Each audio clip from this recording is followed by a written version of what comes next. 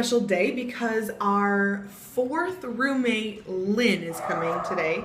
And Lynn has already told me she actually really wants to be in the vlog. She's been watching the vlog and she's kind of been keeping up with us to get an idea of what we've been up to, what she needs to do, what she needs to bring, and that sort of thing. Just seeing what it's all like here.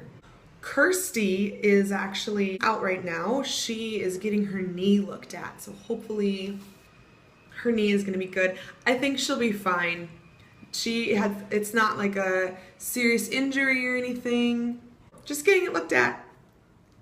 We have been doing a lot of dancing. Oh, Lynn just messaged me.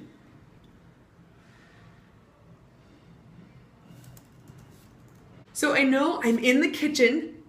Na cozinha. Está na cozinha. And I'm not speaking Portuguese because I'm going to tell you some things about Portuguese and some things I've learned about the language. And I want to do that in English because that would be silly to just tell it to you in Portuguese. You would have no idea what I was talking about. This vlog is going to be miserable to edit because I hate when there's tons of footage. One of the resources that I used whenever I was starting to learn the language was called italki.com, which I'll put the link in the description below, so if you want to use it as well. And you can learn any language really, and what goes on with italki is that it's kind of a website for a lot of people to gather together who all want to learn languages, and they have actual like professional language teachers. You can pay them to teach you a language, or you can just kind of talk to people and message other people and see if there's anybody who wants to do a language exchange. And I've done language exchange with multiple people who speak Portuguese and want to learn English. And one of them, a couple of them actually, sent me some Portuguese textbooks. And what I'm gonna do now is kind of go over a little bit of something from one of these textbooks that is really important. It doesn't seem that it would be too terribly important because you're just like, oh yeah, Portuguese, it's a lot like Spanish. I studied Spanish in high school. At least that's the case for a lot of American students. I know I was the same way. I did a couple of years of Spanish in high school. I kind of had an idea of how Spanish worked. Portuguese has sort of the same structure, but let me tell you, the pronunciation is what I'm going to go over today, and everything is pronounced different than what you would expect. Even just starting with the letter R. The word Rio, for example. You look at it, you see R-I-O. You know that R makes an sound in English, so you just say Rio. That's wrong. R's at the beginning of a word actually make an H sound. So it's like Rio. So really, we've all been saying Rio de Janeiro up here in the US and the UK and what have you, and it's Rio de Janeiro. J's make that J sound. So a lot of times in Spanish, like my name is Jackie. In Spanish, I might be pronounced Yaki, or even like Haki, because of like that H sound that Spanish letters can have. But in Portuguese, I'm Jaki, which I really like the sound of it. It's good. There's a lot of words that have different types of accents. What I've gathered so far is when you use those words, just put the emphasis on the syllable that has the accent mark. We went to the cemetery yesterday, and cementario is cementario, not cementario or cementario. It's cementario. You're putting that emphasis on the syllable that has the accent mark. There's this little C with a tail. I can't for the life of me remember what it's called right now. Actually, I'm gonna look up what it's called because it's really dumb for me to be sitting here with a laptop and Wi-Fi and not be able to tell you. Cedilia. Cedilia. Cedilia is the C with a tail. It's also a letter in Polish, so I was kind of like, oh yay, but it has nothing to do with it. It makes an S sound, but I found a lot of times when I'm trying to spell something like iguazu, if I said iguazu, which is the name of a place, by the way, so there's not really a translation for it. But if I look up Iguazu and I spell it with an S, Iguasu, I can find it, but all of the sites that I'm looking at are going to be in English. If I look it up spelling it with that C that has the little tail underneath it, then I'm going to find sites that are in Portuguese because that's the proper Brazilian way of spelling it. Another really interesting one is the H. An H does not make a ha sound. H makes a Y sound. So, where's a good? Olho. Olho is spelled O-L-H-O, and you would think of it as O-U, like Y-O. But it's oleo has an H, so that H makes a Y sound. S's, of course, make S sound. T's generally make a nice T sound. Oh, there's also a discrepancy that I've found in my experience. When you have a word that ends in M-E-N-T-E, some of my resources have been saying that it's pronounced mente, exactamente.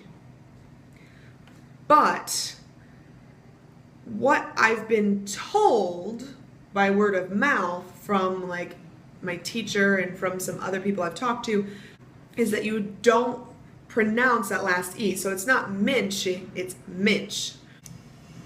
That kind of is a discrepancy, and I think that might be something to do with the Carioca accent versus like the rest of the country. Hearing things in Rio, they sound different. And in America, you might notice, I mean, hopefully you do notice, you can tell when someone's from New York or Boston or somewhere in that area versus if they're from the South, if they have like a real Southern twang in their accent, or if they're from California and whatever, you can kind of tell. The same thing's going on in Brazil, where in Rio you have the Cariocas and they have like a really thick accent compared to the rest.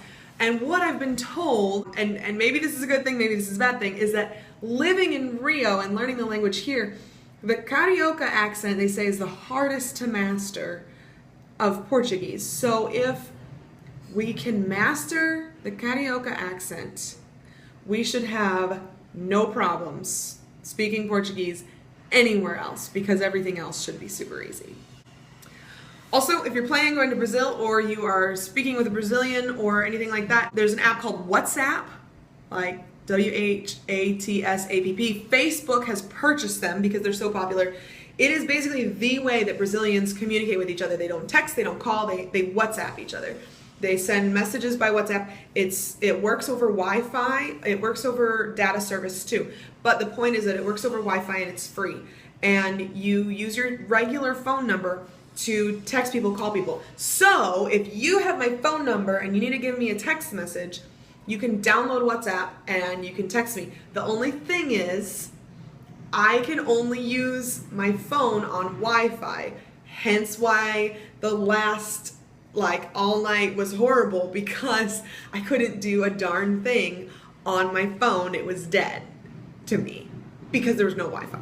I don't have cell service here. I went ahead and cut off my phone because the international calling is insane. There's no reason for it to be insane except so that people can make some money. International calling is insane though, and international data plans are just ridiculous. You only get something like 500 megabytes a month, and who the heck stays under 500 megabytes a month? There's no way. I've been using Wi-Fi. I have another really cool app that you might be interested in. It's called Wi-Fi Finder.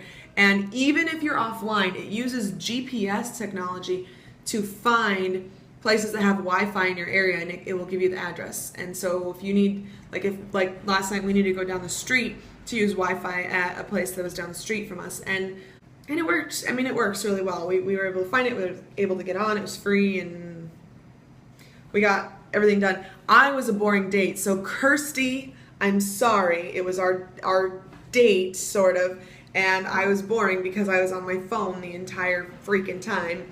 Plus, the cheese was terrible, and they picked the bacon off.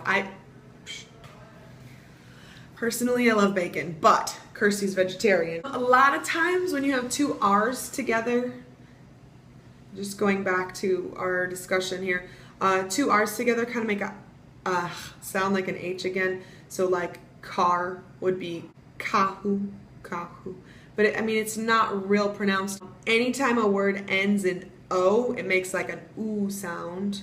So kopu, karu. There's a lot of words that end in O because O is the masculine form. Exato. X's make a Z sound. Anyway, if you're interested in language learning, I highly recommend it. It kind of changes your brain, changes the way that you think, and there's a lot of resources out there that you can use to do it for free. I've been using Duolingo for a long time. Like I said, I've used italki. I have a teacher, a free teacher actually. We don't exchange money whatsoever. We exchange language practice. So I practice English with him, and then he practices Portuguese with me, and it works out really well. We both learn the language we need to know. Being here is really helpful too, because going to dance classes and things, we always go early so we can talk to everybody. We always stay a little bit later so we can talk to people. And a lot of the women in the dance classes know enough English that they can kind of help us out and help us learn Portuguese better. So it's really a good experience. I mean, just to be able to have that sort of extra little different way of thinking.